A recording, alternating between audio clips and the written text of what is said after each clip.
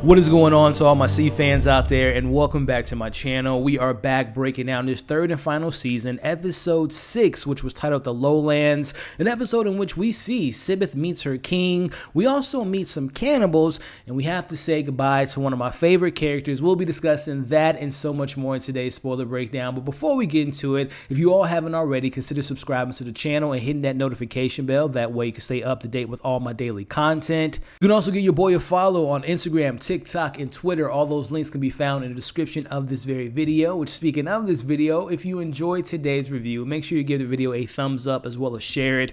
But more importantly, share your thoughts on this episode. I'm going to get into my reasons why I think that this is definitely, as the title alludes to, Lowlands. This is a lower kind of episode for me, and I'll get into my reasons why. But I want to know your thoughts, your pros, your cons, your thoughts and theories on what you all hope to see.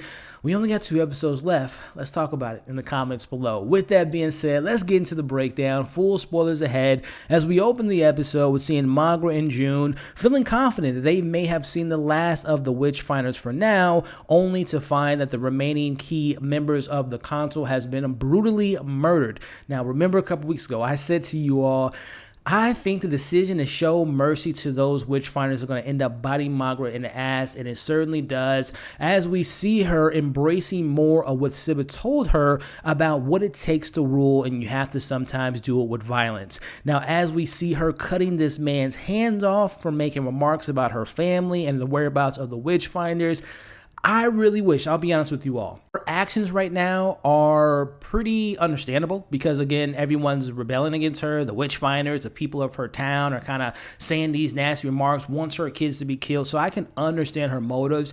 I just wish the show would have maybe done, at least this season, would have did a better job at making the audience feel like, wow, these decisions are definitely more in line with Sibeth, right? And she doesn't have the compassion. I'm speaking of Maghra now. She doesn't have the compassion like she used to. She maybe it's in the Kane's blood to kind of rule with an iron fist. But so far, if I'm being honest with you all, in my opinion, all of these actions, cutting off that man's hand and hanging those other Witchfinders, again, is violent. But again, these people are doing bad things. So I kind of justify. I think her reasons are justified. So I just wish the show would have did a better job of making us feel like, man, what is going on with Maghra? But again, I feel like everything she's doing makes sense. Let me know how you all feel about it. Now, if you all have been watching my reviews since the very first episode of season 1 and all of season 2, I have always been 100% consistent with saying how great the fight sequences, the choreography is in this show. It's just like next to none.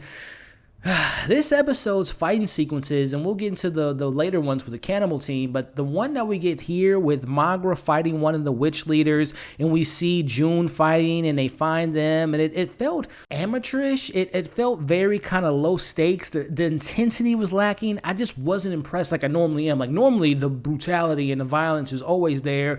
Now, to be fair, I know Maghra isn't as trained as Baba Voss or Jun in that matter, but even when Jun was fighting, it just seemed very quick and clumsy and just kind of, like I said, lackluster. I don't know, I could be wrong, but I just feel like the fight in that scene with Maghra fighting the one Witchfinder, she's like, kill me, bitch, kill me, and she didn't do that. And then later on, even some of the fights just felt a little underwhelming. Let me know if I'm kind of on a different page as you all, but let me know your thoughts on that particular scene. But let's transition over to Tormata, who was given reinforcements, and as I had he's talking about with people of the triangle that he is going to find some other sighted children or find the ones that were taken from him, but meanwhile they're going to use the machines to destroy Paya. As we see him on the road, he's greeted by Sibeth herself, and she's able to take over his armies, and in a surprising move, if you ask me. He bows down to her, and she's just like, I want to know more about the bombs, which kind of leads us into this very interesting scene as Sibeth is hovering over one of the bombs as if it was on her own baby. We see her talking to Tormata as they strike a deal to work together to build an empire. But not only that, she proposes to him to make him the next king. Very surprising. I'm going to get into my thoughts here, but I do want to transition over to a very shocking moment that I didn't see coming. I said last week that I felt as though the leader or one of the leaders of the people they look up to, of the remaining Witchfinders, was going to probably help Jun or go against Sibeth. Well, I was flat out wrong, because we see as he's questioning her about her decisions to make Tormata king, she stabs him and kills him right then and there, and she finds her new soulmate, someone that can kind of match her evil energy. I want to go back to that scene because I feel as though Sibeth has always had this kind of trajectory of just kind of picking men for her own advantage, as we saw with Boots in season 1, and we obviously saw that with season 2 with Kofun, and obviously now she's doing that with Tormata. The other previous examples to me had a better build-up. This is her first time meeting Tormata, and I know she's heard of him, she's aware of him, but I just felt like, and this is kind of speaks to a general kind of con that I have for the season, everything is happening so quickly. I wish we would have gotten more of Tormata and Sibeth kind of having some back and forth, and can I trust her? Ultimately, I think they're going to end up backstabbing each other. More so, I think that Sibeth is going to probably kill him after getting the knowledge of how to make the bombs, maybe. I could be wrong. It could be the other way around, or they could actually want to work with each other, but I doubt that that's the case. But I just feel like that relationship should have been more emphasis on them kind of building to this moment versus her just kind of literally being like, you know what, I want to make you the king. You know, I've heard of things about you, but I don't really know who you are as a person. And I know they throw in that line when he tells her, you seem like a person that has good instincts on people, and that's when she killed the one guy. But let me know how you all feel about it. I just wish, again, this season is going by so quickly that we could have spent more time with them establishing this agreement of being king and queen. Let me know you guys' thoughts on all of that. But meanwhile, while that is happening, back with Baba, taking a shorter route, we see Harlan suggested they take this shortcut to make it to Paya quickly, and this is through the Lowlands, which they mentioned that it was haunted. Come on, give me a little bit more of that backstory. Give me a little bit more of that depth of these lowland people. We find out that they're cannibals a little bit later, but this reminds me, and I just watched this episode a couple of days ago. Back in season 1, there was a particular episode, I think it was episode 6, where they go underground and Bowline's there, and it has all these mythical rocks and all that stuff, and we got to spend time with Boots and his people. I just wish we would have, they're cannibals. They're terrible people. I know we weren't going to have like a conversation because they seem to be very animalistic and they can't seem to communicate, but I wish that they would have really established, are they hunted? What made them kind of turn to these cannibals? Again, I know we weren't going to get a whole episode of the Lowlands and these people and how they became the bee, but I just wish it would have been more established. Again, everything's moving such at a breakneck pace, and it's just kind of frustrating. Let's get back into the discussion here. As we see, Baba encourages Kofun to talk to Hanawa, but not before telling him that he could be a future king. There's been a lot of foreshadowing with these kids. Hanawa going off to get the knowledge, Kofun maybe being king, which he would not make a good king if you ask me, but they have their little moment of brother and sister talk, and they kind of do a half-ass apology. Again, everything's is going so quickly. Unfortunately, this conversation is broken because they're attacked by these lowland animalistic, aka cannibal individuals. As we see, Harlan is taken, Ren is taken, and I want to go back before I don't want to glance over this. Did y'all see the point when Baba Voss bit the guy's like face off or bit into his neck? It reminded me of if you all used to watch Walking Dead back when it was like great television, when Rick bit into that one guy's neck, which this show, the more I think about it, I always kind of compare C to a lot of Game of Thrones and Cersei and some of the politics like Littlefinger and stuff like that. I've compared Harlan to Littlefinger at one point last season, but this show does have more, I would say more Walking Deadisms, especially as Walking Dead started to kind of peter out of its peak. This show is kind of doing the same thing if you ask me, but I will admit that moment when he bit the skin off, I was like, Baba Voss can never do no wrong in my eyes. But we end up seeing Hanawa is taken after saving Ren, and Baba is ready to kill them all. Again, we learn that they are cannibals as Baba sends Kofun back to ride back to Paya by himself. Again, little small character moments. We met that Gunter character who works and close friends with Harlan. We met him a couple weeks ago, and I'm like, yo, this dude's a badass. He's going to end up working with Baba Voss and he's going to be in the final battle. Nah, this episode ain't gonna do it because they kill him. They end up cutting his head off and begin to eat him.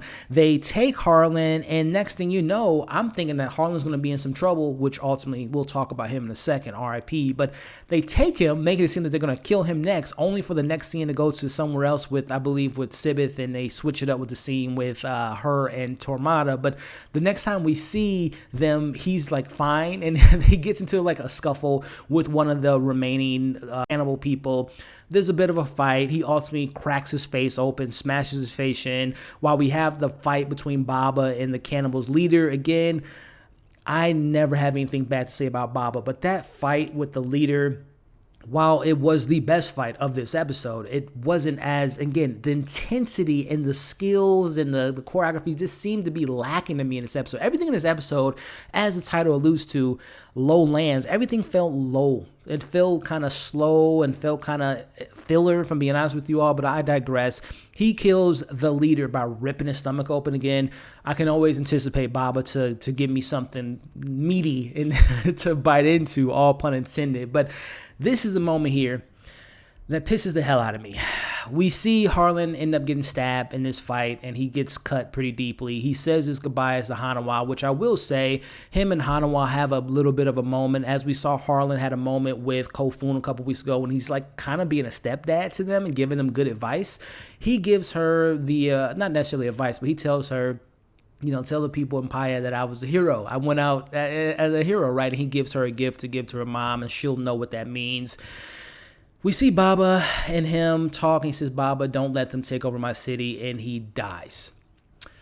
Listen, y'all, Harlan was my boy. I was a big Harlan fan, and this is just an overarching disappointment that I have with this show. When they kill off characters a la Paris, a la Bolian, I will say at least this time the characters get to have like a final say. Like obviously with Paris, she got her throat slit. She wasn't able to say anything, and then Bolian was blown up, an explosion. At least Harlan had like a moment to, at least for the audience, to say its goodbyes. It still sucked. I think there could have been a much better reason. I think Harlan, his arc was going to be to sacrifice himself, but I thought it was going to be more for Maghra.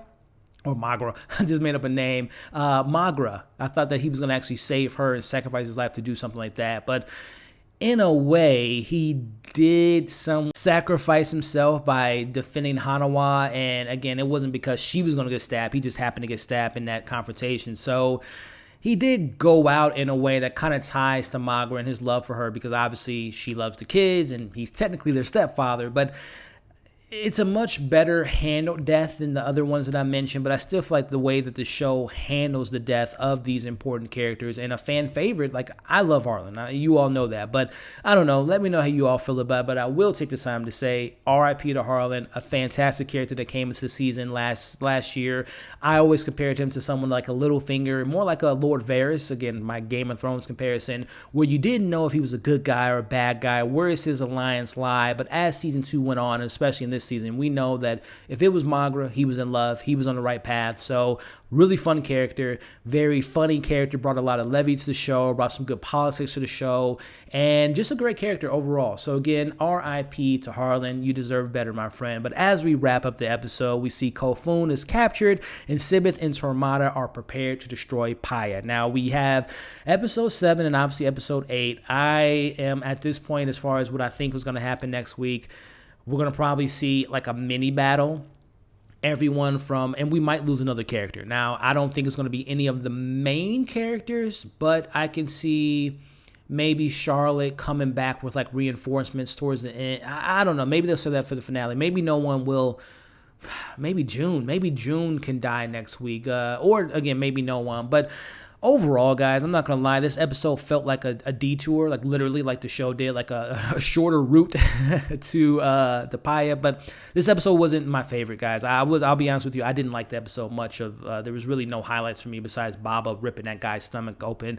And even before that, that fight was just, like I said, it was kind of very, very lackluster. And this episode was very lackluster. This is the third to the end, we got two episodes left, and I feel like this episode could have been like earlier in the season, or just kind of maybe maneuvered and handled things much differently. But I'm hopeful, man. We still got 2 episodes left that can maybe change my mind. But right now, the way that this show is wrapping up is not as. I wish I was in a different mindset with the way that they're in this show. Right now, it's just kind of feeling rushed, man. And it just feels everything is happening way too fast. But I don't want to make this into a rant or make this into like a sucks type of review. I still love the show. I still love these characters. I just wish they would handle things a little bit different. But again, we got episode 7 and 8 to look forward to. That's my thoughts. Share yours in the comments, your pros, your cons, and what you all hope to see in episode 7 and what you all hope to see in the finale, which is coming in 2 weeks. Thank you all for watching this review. Do me a favor, if you're still here to this point of the review, put in the comments right now, R.I.P. Harlan. Make sure before you leave to like, share, comment, subscribe. You all have been awesome. Hope you enjoyed today's review. Hope you're staying safe. If you can see on the screen now, click the button that's in front of my face. Click this review right here to see my other reviews for the show. Check out my most recent breakdown, and we'll catch you all on the next video.